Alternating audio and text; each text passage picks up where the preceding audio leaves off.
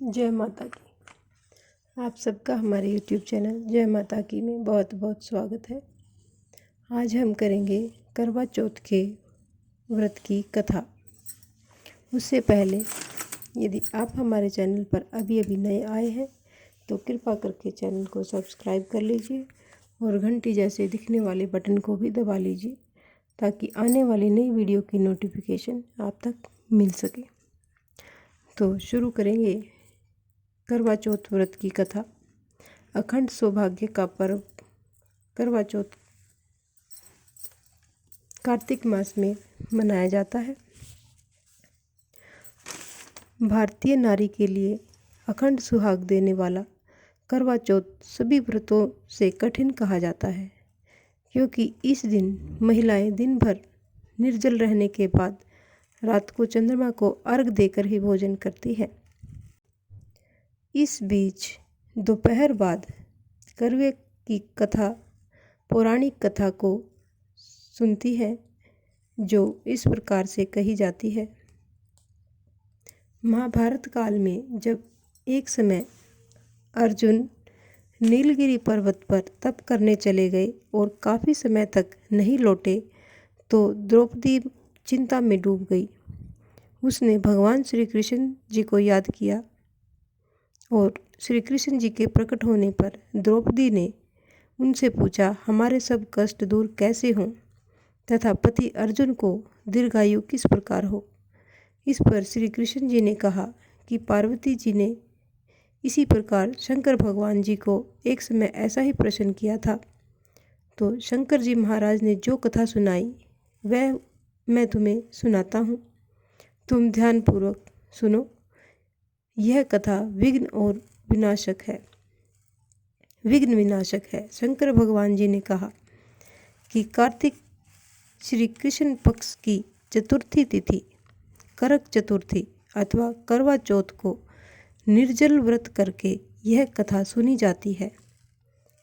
एक समय स्वर्ग से भी सुंदर मनोहर सब प्रकार के रत्नों से शोभायमान विद्यमान पुरुषों से सुशोभित, जो जहाँ सदैव वेद ध्वनि होती थी, शुक्रप्रस्थ नामक नगर, जिसे अब दिल्ली कहा जाता है, में वेद शर्मा नामक एक विद्वान ब्राह्मण रहता था।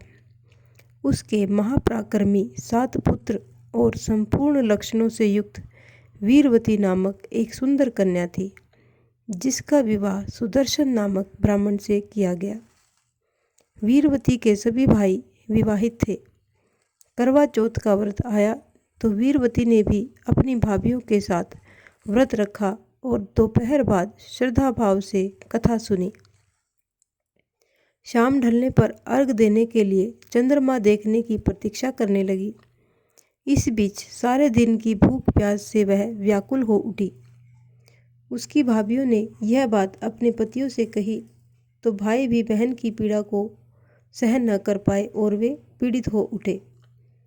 उन्होंने योजना बनाई और जंगल में एक वृक्ष के नीचे आग जलाकर आगे कपड़ा तानकर नकली चंद्रमा सा दृश्य बना डाला और घर आकर बहन से कहा कि चंद्रमा निकल आया है।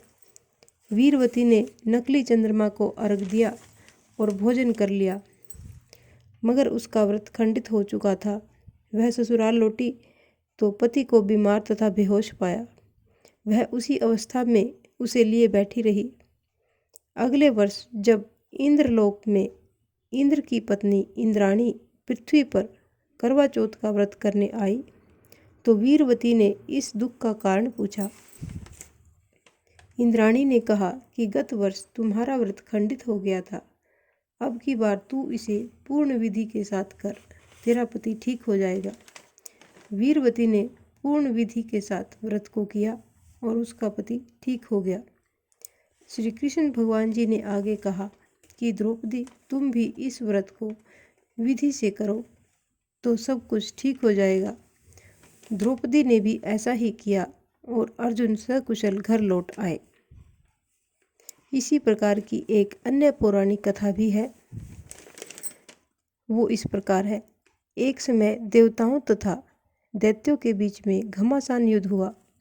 इसमें देवताओं की पराजय होने लगी तो कुछ देवता ब्रह्मा जी के पास गए और विनय करके कहा कि विजय प्राप्ति का कोई उपाय बतलाइए।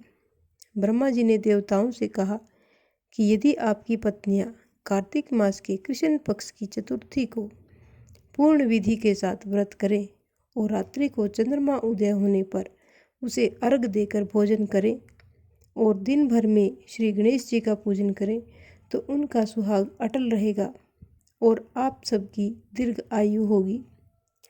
देव स्त्रियों ने ऐसा ही किया तो व्रत के प्रभाव से देवताओं की रक्षा तथा विजय हुई।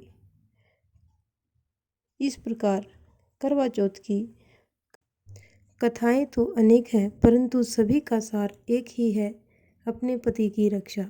चाहे यह व्रत सौभाग्यवती स्त्रियों का पर्व माना गया है, मगर आजकल के समय में कुंवारी कन्याएं भी यह व्रत और गौरी पूजन करके भगवान शिव जी जैसे वर की कामना करती है। इस प्रकार से ये करवा चौथ की व्रत कथा यहीं पर संपन्न होती है। इस प्रकार की और भी अन्य धार्मिक रोचक कथा कहानियों को सुनने के लिए हमारे चैनल को लाइक करें, सब्सक्राइब करें और अपने अन्य मित्रजनों में भी शेयर करते रहें। जय माता की।